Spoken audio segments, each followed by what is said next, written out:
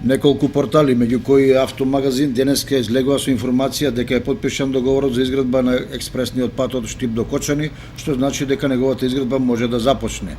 Реализацијата на овој капитален проект ќе се одвива во две фази, првата од Штип до Крупиште, а втората од Крупиште до Кочани. Потпишаниот договор за изградба се однесува само на првата фаза, а за втората се очекува Министерството за транспорт и врски на Република Македонија да го објави тендерот во 2017 година. Вкупната дложина на овој патен правец изнесува 28 километри, а инвестицијата е 20 милиони евра.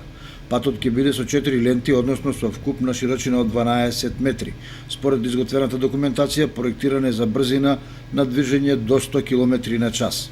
Инаку во Македонија во тек е изградба на повеќе патни правци, а ќе започне да се работи и на неколку други.